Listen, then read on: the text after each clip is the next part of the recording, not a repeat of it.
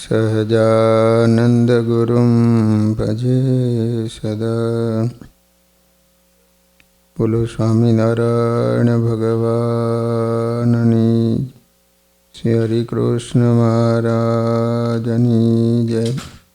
શ્રી રાધા કૃષ્ણ દેવની, શ્રી નરનારાયણ દેવની, શ્રી લક્ષ્મીનારાયણ દેવની જય.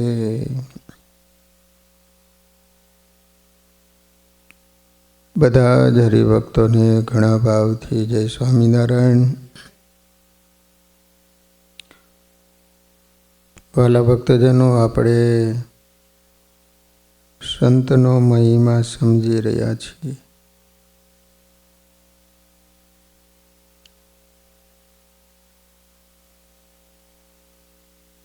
નંદ સંતોને શ્રીજી મહારાજ કેટલા વાલા હશે કે તેઓના માટે સંતોએ અપમાનો સહન કર્યા, ગાળો સહન કરી, દ્વેષીલાઓનો માર સહન કર્યો. છતાંય પણ સંતોએ પોતાના ઈષ્ટદેવને માટે પોતાના મુખમાંથી ઉકારો પણ ન કર્યો. જો એ સંતોને ભગવાન શ્રીહરિ એટલા બધા વાલા, તો શું શ્રીજી મહારાજને સંતો વાલા નહીં હોય? અરે, મહાપ્રભુ શ્રીહરિ સંતોને કહેતા, હે સંતો, તમે મને ખૂબ જ વાલા છો, કેમ કે તમે કેટલાય દુઃખોને સહન કરી કરી દરેક જીવોને મારા સ્વરૂપની ઓળખાણ કરાવો છો. માટે તમારા હૃદયમાં હું અખંડ નિવાસ કરીને રહ્યો છું. અને જેમ રાજા હોય અને જેટલું એનું રાજ્ય હોય એમાં એનું ચાલે, એની સાથે સાથે એની રાણીનું પણ એટલું રાજ ચાલે છે. તેમ હે સંતો, તમે તો મારી રાણી છો. જો એ સંતોએ ગામડે ગામડે સત્સંગ વિચરણ ન કર્યું હોત, અને જો એ સંતોએ એક એક વ્યક્તિને શ્રીજી મહારાજનું સ્વરૂપ ઓળખાયું ન હોત, અને એ સંતોએ જીવાત્માઓને માનવ જીવન કેવી મર્યાદાથી જીવવું જોઈએ તે ન શીખવ્યું હોત, તો આજે એમ કહી શકાય કે આજના ઘોર કળિયુગના ટેલિવિઝનો, ટીવી ચેનલો, ઇન્ટરનેટો, ફેસબુકો, બીભત્સ વેબસાઇટ અને આજના જીવલેણ વ્યસનોના પાપોથી દિગ્પાળના હાથમાંથી આ ધરતીના છેડા છૂટી ગયા હોત, અને કેવા કેવા પાપાચારો થઈ રહ્યા હોત, એનું દીશ માત્ર કરવું હોય તો આવો જોઈએ એની એક ઝલક.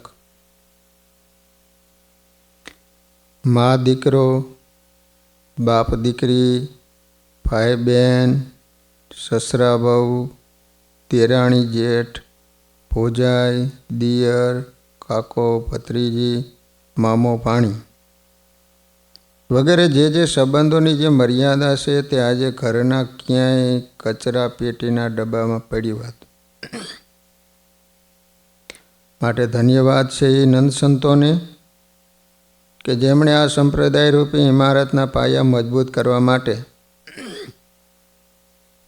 તથા આ સંપ્રદાય રૂપી દિવ્ય ઇમારતને સોનાથી શણગારવા માટે ગામડે ગામડે જન જન પ્રત્યે શ્રીજી મહારાજ અને સત્સંગનો મહિમા નસે નસમાં ઉતારી દીધો.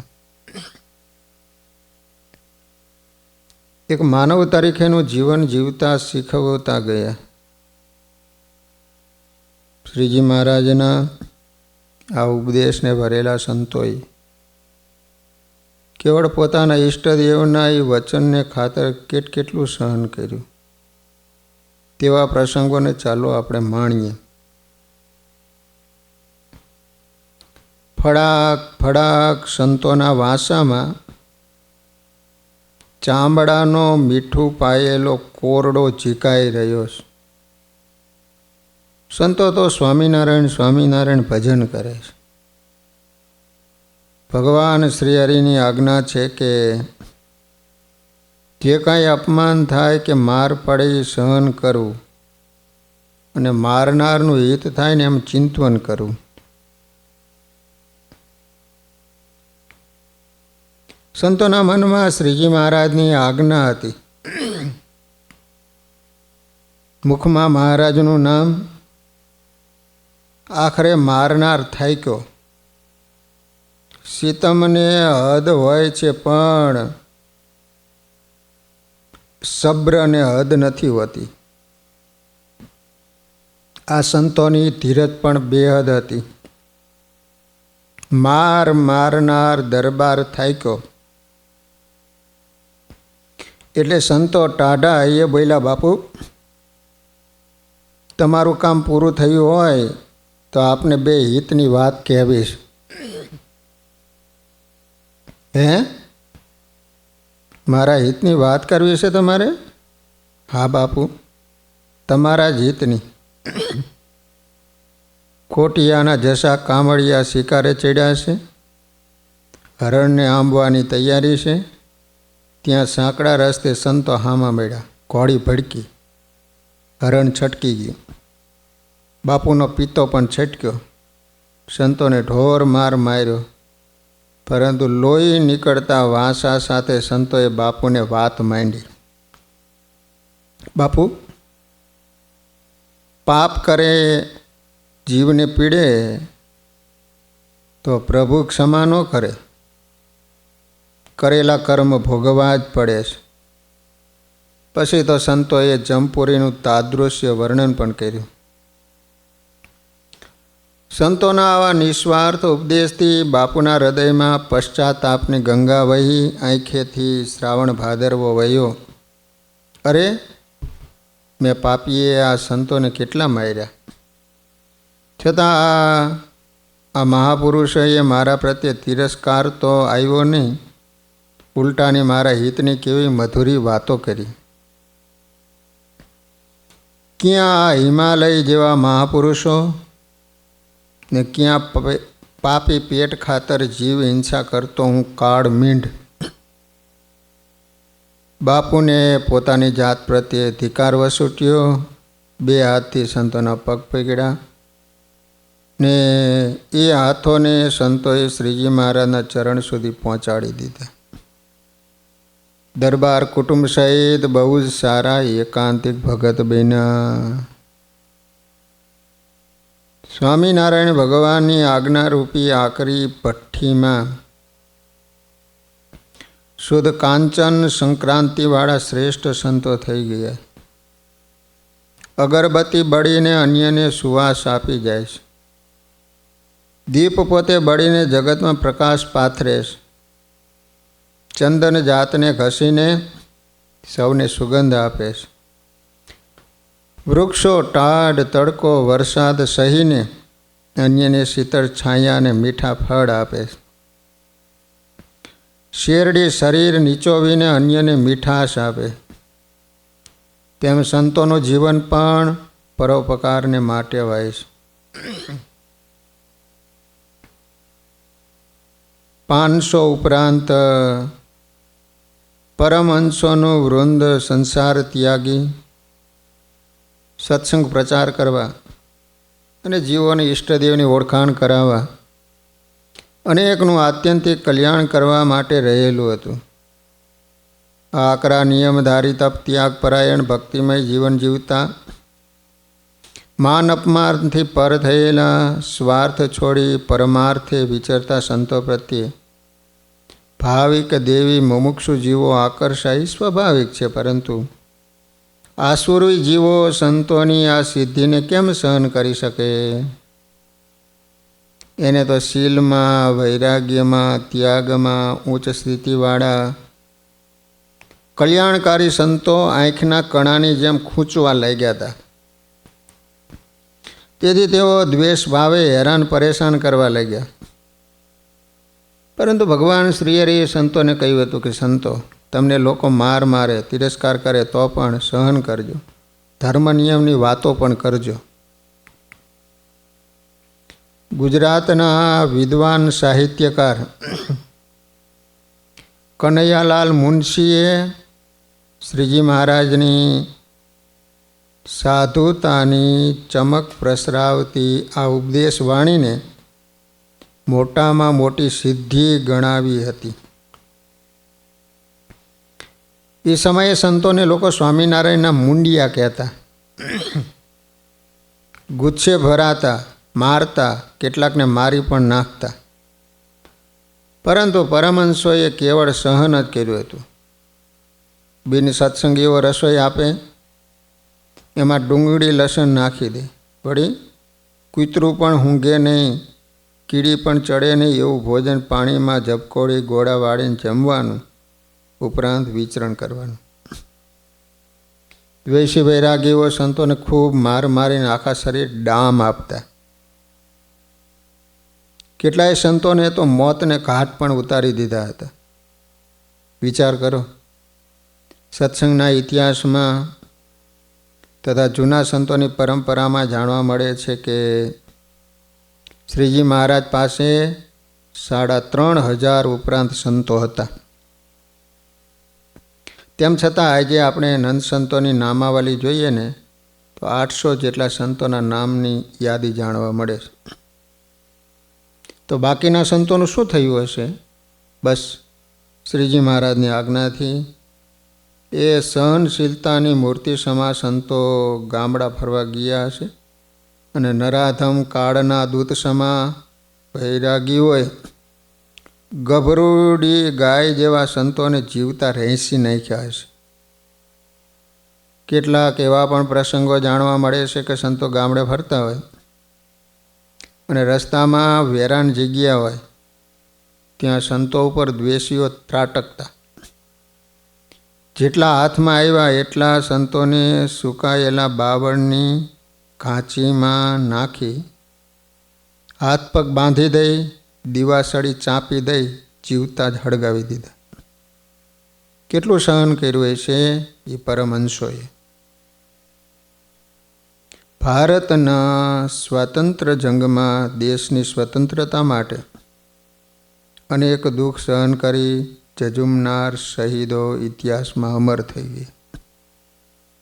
એમાં સમગ્ર માનવ જાતની સાચી મુક્તિ અને શાંતિ માટે મોતને પણ મીઠું કરનાર તેમજ અનેક ઉપાધિઓ સહન કરનાર સાચા સુરવીર સંતો ભગવાન શ્રી સ્વામિનારાયણના સેનાનીઓ ભારતના ઇતિહાસમાં સદાય ઝળહળતા રહેશે. તન કરી નાખે રે ગુરુ વચને ચૂરે ચૂરા. આવા સમર્પણ ભાવને વરેલા સંતોને મન આરાધ્ય ઈષ્ટદેવ ભગવાન સ્વામિનારાયણના વચનથી વિશેષ આ દુનિયામાં કંઈ હતું જ નહીં. તેથી કહ્યું છે કે માર સહ્યા, અપમાન સહ્યા, સહ્યા જોડીમાં ઝેર. સંતોએ સત્સંગને અર્થે માર સહ્યા, અપમાન સહ્યા, મૃત્યુને પણ વેર્યા. આ સત્સંગનું ગૌરવ, સત્સંગની પ્રતિભા ભગવાન સ્વામિનારાયણના પ્રભાવના કારણે હોય છે. પરંતુ સંતોના જીવનની છાપ સમાજના અદના આદમી, નીચે કે નાલાયક કક્ષાના જનો સુધી પણ પહોંચીશ અને રહીશ. કારણ કે સંતો સમાજ અને ભગવાન શ્રી હરિનું માધ્યમ બનીને રહ્યા. આ સંતોએ આળસ, પ્રમાદ અને દીર્ઘસૂત્રીપણાનો ત્યાગ કરી ભારે હિંમતથી અજ્ઞાની, અડબંગી અને દ્વેષી લોકોના અસહ્ય અપમાનો, તિરસ્કાર અને માર સહન કરી નિસ્વાર્થ ભાવે લોકોનું જે રીતે હિત કર્યું છે તેવા આ સંતોના જીવનનો અચોડ ઇતિહાસ ગર્વ લેવા જેવો અને માર્ગદર્શન રૂપ બની રહેશે. સંપ્રદાયના ઉગમ કાળે ભગવાન સ્વામિનારાયણ મહાપ્રભુનો સર્વજીવ હિતાવહ સંદેશ પ્રસરાવવાના કાર્યમાં નંદ સંતોને વૈરાગી બાવાઓના હિંસક હુમલા ખૂબ સહન કરવા પડ્યા હતા, જેની સંપ્રદાયનો ઇતિહાસ સાક્ષી પૂરે છે. આવો આવા પ્રસંગનું અહીં સ્મરણ કરીએ. અમદાવાદમાં ગોમતીપુરામાં લોલંગર બાવાનો અખાડો હતો. લોલંગર બાવા, ત્યાં 700 બાવો રહેતા હતા. 700. એકવાર લોલંગરને થયું કે સ્વામિનારાયણના મુંડિયા બહુ વિચરતા રહેશે તો આપણો કાંઈ પ્રભાવ રહેશે નહીં. એને પોતાના 700 બાવાઓ હાબદા કર્યા કે સ્વામિનારાયણના સંતોને મારે પાર કરો. બાવાઓએ સાધુતાની મૂર્તિ સમા મુક્તાનંદ સ્વામીને કાંકરિયા તળાવના કિનારે ખૂબ જ માર માર્યો. સ્વામીની આંખોમાંથી લોહી ટપકવા લાગ્યું. તેમને જોડીમાં નાખી શ્રીજી મહારાજ પાસે લાવવામાં આવ્યા.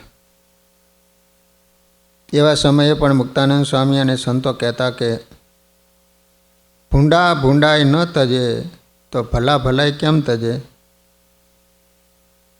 અદ્ભુતાનંદ સ્વામી ફરતા ફરતા વસો ગામમાં ગયા. કસ્યાજીભાઈએ સિપાહીઓ મોકલી સ્વામીને માર મારીને ગામ બહાર કાઢી મૂકેલા. સ્વામી ફરીવાર ત્યાં ગયા. ફરીવાર સ્વામીને માર મારીને ગામ બહાર કઢાવ્યા. આમ 12 વખત માર મારી વસો ગામમાંથી સ્વામીને માર મારીને કાઢી મૂકેલા. છતાંય પણ 13મી વખત ગયા અને કસ્યાજીભાઈના પિતરાએ અમીન તુલસીભાઈને સ્વામીનો ગુણ આવ્યો અને પોતાના ઘરે ઉતારો આપ્યો. સ્વામીએ ત્યાં રહીને સારો સત્સંગ કરાયો. અનેકને ભગવાન શ્રી હરિના રંગે રંગીને સત્સંગી કર્યા. સ્વામી ગાના ગામમાં ગયા ને ત્યાં ગામનો પટેલ મળ્યો. એને સ્વામીને તિરસ્કાર કરીને ગામ બહાર કાઢી મૂક્યા. એક વખત તો અદ્ભુતાનંદ સ્વામી 13 ગામમાં પધાર્યા.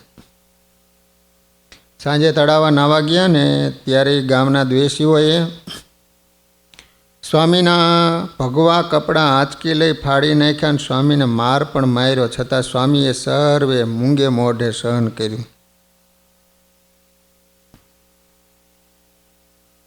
એકવાર અદ્ભુતાનંદ સ્વામી નર્મદા કિનારે ભધામ ગામે સત્સંગ કરાવવા ગયા. ત્યાં પાટીદારના 2 દીકરા હતા. તેમાં એક દલાભાઈને સ્વામીએ કંઠી બાંધી વર્તમાન ધરાવ્યા. બીજે દિવસે એકાદશીનો ઉપવાસ હતો. 12ના દિવસે તે શેર ખીચડી લાવ્યા. કુંભારને ત્યાંથી હાંડલિયા લાવી આપી. સ્વામી નદી કાંઠે ખીચડી રાંધતા હતા. ખીચડી ચડતી હતી ત્યાં નાંદોલ રાજ્યનો દિવાન ગણેશ પાટીદાર એની હવેલીને ગોખમાં બેઠો હતો. એને ગામના બાવાઓએ ચડાયો કે આપણા બેઠા છતાં સ્વામિનારાયણનું ટીખળ આપણા ગામમાં પેસે છે. તે જુઓ પેલો મુંડિયો ખીચડી રાંધે છે, એમ બાવાએ કહ્યું. તે સાંભળી દીવાને સિપાહીને હુકમ કર્યો, જાય એને કાઢી મૂક. સિપાહી સ્વામી પાસે આવ્યો, ચાલ્યા જવાનું કહ્યું. સ્વામીએ કહ્યું, ભાઈ ખીચડી ચડે છે, ચડી રહી છે એટલે જમીન ચાલ્યા જઈશું. સિપાહીએ દીવાન પાસે આવીને બધી વાત કહી.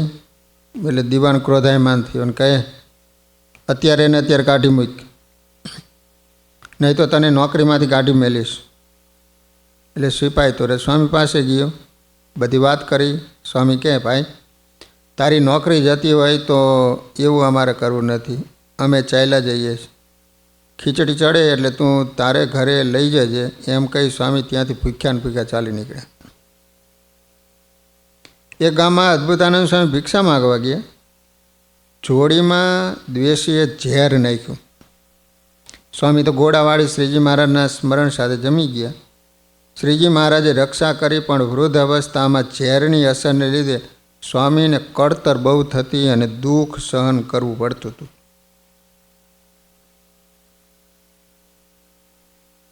કૃપાનંદ સ્વામી અને ગુણાતીતાનંદ સ્વામી સાથે નાના સંતો સાથે ફરતા ફરતા જૂના સાવર ગામમાં ગયા. ગામગુરુ બાવાને આ વાતની ખબર પડી એટલે એના અંતરમાં સૂતેલો દ્વેષનો કીડો હળવડ્યો. તુરત ગામધણી દરબાર ઉગા ખુમાણ પાસે ગયો. બાપુ, તમને કંઈ ખબર છે? આપણા ગામમાં ઓલો સ્વામિનારાયણના મુંડિયા આવ્યા છે. બાવો બોલ્યો, એમાં શું વાંધો છે? દરબાર કે વાંધો? અરે મુંડિયા તો ગામ બગાડે, ભૂરકી નાખે, એના થાય એને જ ભાડે, પછી તમારું પણ નહીં માને, માટે એને ગામ બહાર કાઢો. તમે તો ગામ ધણી છો. ગુરુના વચનને શિરોમાન્ય કરી જૂના સાવરના ગામધણી ઉગો ખુમાણ બેઠેલા ડાયરામાંથી 2 જણાને કહ્યું, જાઓ તમે મીઠા સાકરિયાને ત્યાંથી ઓલા સ્વામિનારાયણના મુંડિયાને ગામ બહાર કાઢી મૂકો. ભાવતું હતું વૈદ્ય કહ્યું. દરબારનો હુકમ થતાં ગુરુ પોતે પણ બીજા 2-5ને લઈને ગયા અને મીઠા સાકરિયાને ત્યાં ગુરુ ગયા એટલે દરબાર પણ પાછળ ગયા. સંતો તો ભજન કરી રહ્યા હતા. ત્યાં આ ટોળાએ સંતોની ચોટલી પકડી ઊભા કર્યા, ગાળો ભાંડી, ધક્કા માર્યા, કપાળના ચાંદલા ઉપર પથ્થરથી ભૂંઈ નાખ્યા. વૃદ્ધ સંત કૃપાનંદ સ્વામીની લાકડીથી જ બાવાએ સંતોને માર્યા. 8-10 સંતોમાંથી કોઈ એક શબ્દ ન બોલ્યા. એ સંતો સામનો કરવા સમર્થ હતા. તેમાં ક્ષત્રિય સંત પણ હતા. સામે બાત ભીડી શકે એવી શક્તિ પણ હતી. પરંતુ આ તો નિર્માણી સંત સામનો કરવાનું તો દૂર, પરંતુ ભલું કરનારા સંતો હતા. તેઓના મુખમાં કેવળ સ્વામિનારાયણ નામ હતું. સંતોએ જોડી ઉપાડી ઠાકોરજી લઈ પડતા અખડતા સંતો ગામની બહાર જઈને એક વૃક્ષ નીચે બેઠા. કોઈના મુખ ઉપર દુઃખની છાંય નથી, મારથી વેદના નથી, ક્ષમા કર્યાનો અહંકાર નથી, મારનાર પ્રત્યે મનમાં કુભાવ નથી. કેવળ શ્રીજી મહારાજની સહન કરવાની આજ્ઞા પાડ્યાનો આનંદ છે. સહન શક્તિ એક અદ્ભુત એનર્જી છે. આ એનર્જી કેળવવા માટે સવડો વિચાર જોઈએ. એ સવડા અભિગમને આનંદ સંતોએ સારધાર કેળવ્યો હતો. સાચા હૃદયની સહનશીલતા એ મજબૂરી નથી, પણ પ્રચંડ શક્તિ છે. જગતમાં કર્મ સંજોગે માણસ ઘણું બધું સહન કરે, પણ મજબૂરીથી જે સહન કરે છે એને સહનશીલતા ન કહેવાય. સ્વામિનારાયણ ભગવાન ગરડા પ્રથમ પ્રકરણના 27મા વચનામૃતમાં કહે, સામર્થ્ય યુક્ત થકો પણ અન્ય જીવના માન અપમાનને સહન કરે એ પણ મોટી સામર્થ્ય કાજે. સમર્થ થકા ઝરણા કરવી કોઈથી થાય નહીં. એવી રીતે ઝરણા કરે એને અતિ મોટા જાણવા. ઝરણા કરવી એટલે ક્ષમા કરવી. બધી રીતે સમર્થ હોય છતાં સહન કરે એનું નામ સહનશીલતાનો ગુણ કહેવાય. આણંદમાં ભગવાન સ્વામિનારાયણનું ઘોર અપમાન થયું. ગામ લોકોએ ધૂળ નાખી, ઈંટો નાખી, ગારો નાખ્યો. પણ ભગવાન શ્રીહરિએ સાથેના સંતો ભક્તોને પહેલેથી કહી રાખ્યું હતું કે આણંદમાં અપમાન થવાનું, માટે કોઈએ આંખ રાતી કરવી નહીં. ક્ષત્રિય હરિભક્તો અપમાન સહન કરીને નીચા મોઢે ગામ બહાર નીકળી ગયા. ત્યારે શ્રીજી મહારાજ કહે, આજે આપણે ઈડરિયો ગઢ જીત્યા. ક્ષત્રિયો કહે, મહારાજ લોકોને ખબર પડશે કે આ કાઠીઓ આણંદમાં માર ખાઈને આવ્યા, તો રાજ્યમાં અમને તો કોઈ નોકરીએ પણ રાખશે નહીં. ત્યારે કોઈને ભગવાન શ્રીહરિની વાત સમજાણી નહીં, પરંતુ થોડા સમયમાં સમજાઈ ગઈ. શ્રીજી મહારાજ અપમાન સહન કરીને નીકળી ગયા. પછી ગામ લોકોને ખૂબ પશ્ચાતાપ થયો. શ્રીજી મહારાજનો ગુણ આવ્યો, મહિમા સમજાયો. વડતાલ આવીને સૌએ ભગવાન શ્રીહરિની માફી માગી. ફરીથી આણંદમાં પધરામણી કરાવી. હાથી ઉપર બેસાડી શ્રીજી મહારાજનું સન્માન કર્યું. અને બધા ગામ લોકો તુવેરની દાળનો ધર્માદો આપતા થયા. બધા એટલી દાળ ધર્માદામાં આપતા કે એનું પહેલું ગાડું વડતાલમાં હોય ને છેલ્લું ગાડું છેક આણંદમાં. એટલી લાંબી ધર્માદાના ગાડાની લાઈન લાગી જાય. એ વખતે જો ક્ષત્રિયો બરસી કે તલવાર ઉગામી હોત ને તો 2-4 માણસ મરત, પણ ફરીથી કોઈ દિવસ ગામમાં પગ પણ મુકાત નહીં. ગૌતમ બુદ્ધે ભિક્ષુઓને ધર્મ સંદેશના પ્રચાર માટે નીકળવાનું કહ્યું ને, ત્યારે એમના શિષ્ય પૂર્ણ સાથેનો એનો સંવાદ પ્રસિદ્ધ છે. પૂર્ણ પ્રશ્ન કરતો રહે છે અને ભગવાન બુદ્ધ ઉત્તર આપતા રહે છે. કોઈ અમારી વાત નહીં સાંભળે તો, બુદ્ધને એવું પૂછ્યું, તમારે સંતોષ લેવાનો કે તમને કાઢી તો મૂક્યા નથી ને, અને અમને કાઢી મૂકશે તો તમારે માનવું કે અમને ગાળો તો દીધી નથી. કોઈ અમને ગાળો દેશે તો તમારે સંતોષ લેવાનો કે તમને એને માર્યા તો નથી. કોઈ અમને મારશે તો તમારે માનવા કે તમને મારી તો નાખ્યા નથી. આમ સહનશીલતા અને ક્ષમાના આ સંદેશથી બૌદ્ધ ધર્મ સર્વત્ર વિસ્તર્યો હતો.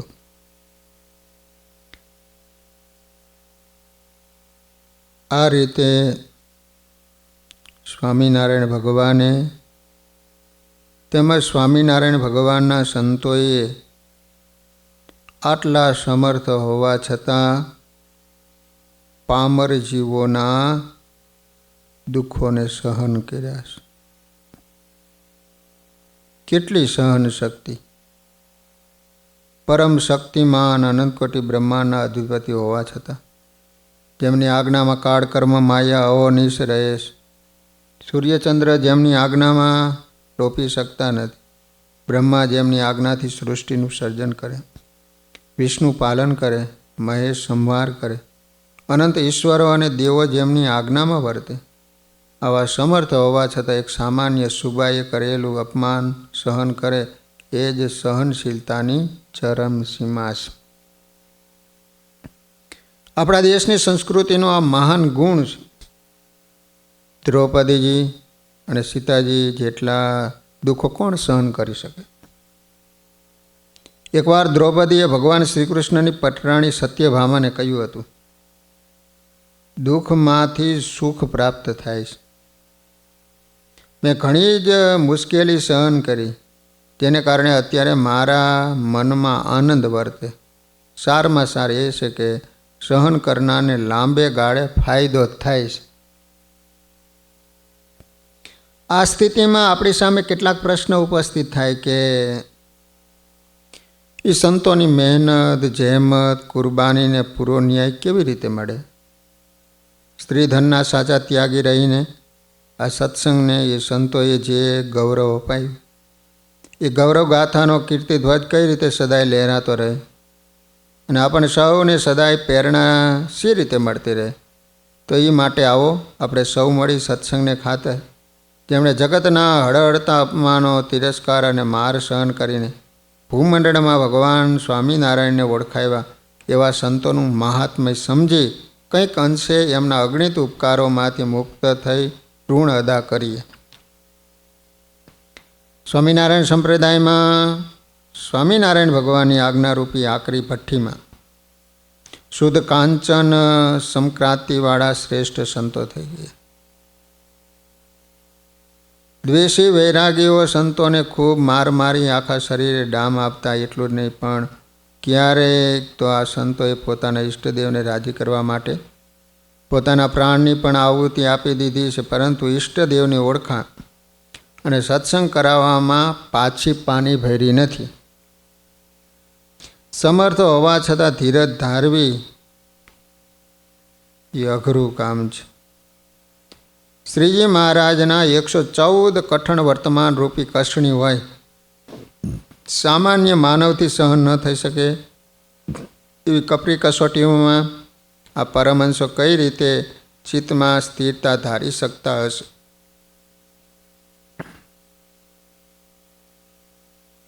સાગરનો પરિચય એના ઘૂઘવતા મોજા નથી, એની ગહેરાઈમાં પડેલી ગંભીરતા છે.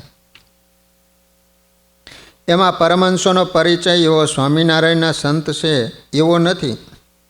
પરંતુ એમના અંતરની ગહેરાઈમાં રહેલી સ્થિરતા, ધીરજતા અને ગંભીરતા છે.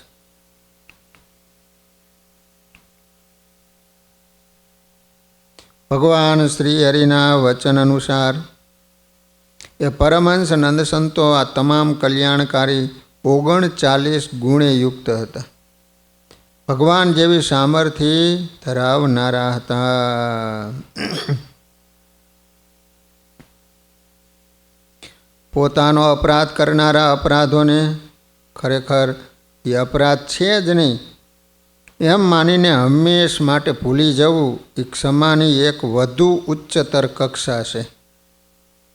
અને એથી આગળ વધીને અપરાધ કરનારના અપરાધોને સદંતર ભૂલી જઈને એનું ભલું ઈચ્છવું, ભલું કરવું એ તો ક્ષમાની સર્વોચ્ચમ કક્ષા છે. ક્ષમા અને સહનશીલતા ભગવાન શ્રી સ્વામિનારાયણના પરમહંસ નંદ સંતોની ભક્તિ હતી.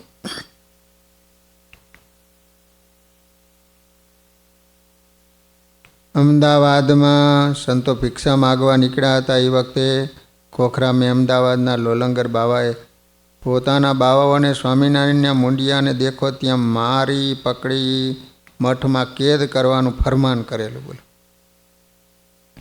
અને સંતોને આશ્રમમાં લઈ જઈને ચીપિયા ત્રિશુલનો વરસાદ વરસાયો.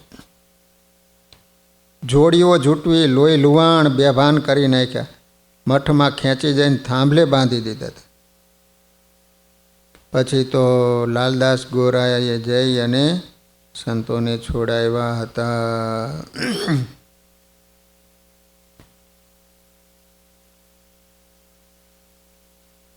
આ રીતે સંતોએ ભગવાનને રાજી કરવા માટે જે 114 પ્રકરણો મહારાજે ફેરવ્યા તોય સંતો એમાં પાર પડી ગયા. તો વાલા ભક્તજનો, એમાંય સંતો કેટલા અમુક પંડિત હતા, વિદ્વાન હતા, રાજાઓ હતા.